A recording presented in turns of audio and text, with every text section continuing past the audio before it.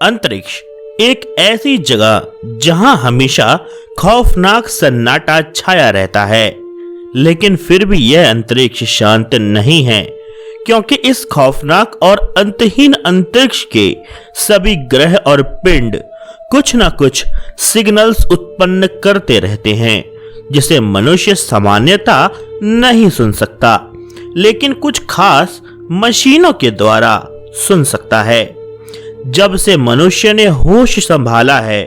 तब से ही वह दूसरे ग्रहों पर भी जीवन की खोज में लगा हुआ है और इसी कारण मनुष्य ने अंतरिक्ष से आने वाली हर एक ध्वनि और तरंगों पर अपना शोध चालू करके रखा है, इस सोच में कि क्या पता उनमें से किसी ध्वनि से दूसरी दुनिया के किसी प्राणी का संकेत मिल जाए। और आखिरकार मनुष्य इसमें सफल हो भी गया है। अंतरिक्ष में से किसी दूसरी सभ्यता, जिसे हम एलियंस कहते हैं, उसने हमें अपने संकेत भेज दिए हैं। यह घटना घटी थी 15 अगस्त साल 1977 में, जब अमेरिका के द्वारा बनाए गए दुनिया के सबसे आधुनिक यंत्र ने अंतरिक्ष में लगभग 200 लाइट ईयर्स दूर से किसी एलियन के सभ्यता के सिग्नल रिसीव किए थे, और वो भी 1 मिनट 12 सेकंड यानी करीबन 72 सेकंड तक लगातार। यह सिग्नल आ रहा था सैगिटेरियस सितारों के समूह से, जो कि 200 लाइट ईयर्स दूर थी। इस सिग्नल को वैज्ञानिक जेरी अहमद ने प्राप्त किया था और वह खुशी में इतने पागल हुए कि उन्होंने इसे सर्कल करके वाव लिख दिया था, और तब से ही दुनिया इसे वाव सिग्नल के नाम से जानती है।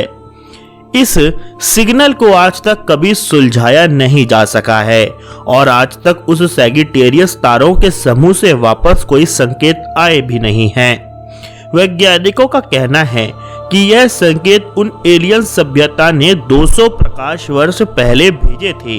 जो धरती पर 200 प्रकाश वर्ष के बाद अब पहुंचे,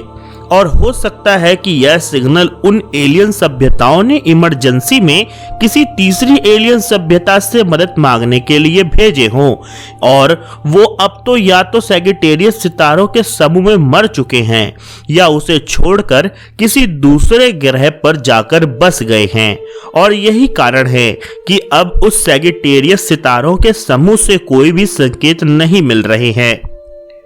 दोस्तों, भले वो एलियन सभ्यता आज जिंदा हो या नहीं,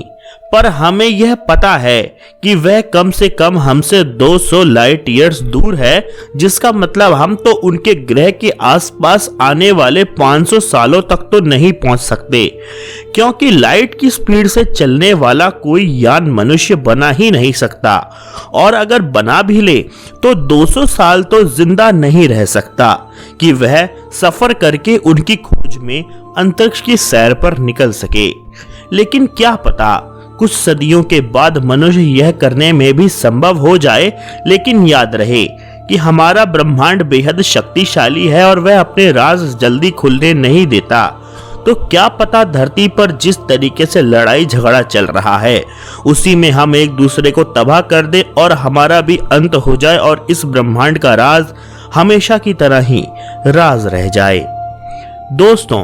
आपको यह वीडियो कैसा लगा, कृपया कमेंट सेक्शन में हमें भी बताएं। आशा करता हूं कि मैं आपको अपने अगले भाग में भी देखूंगा। तब तक के लिए आप सभी को नमस्कार।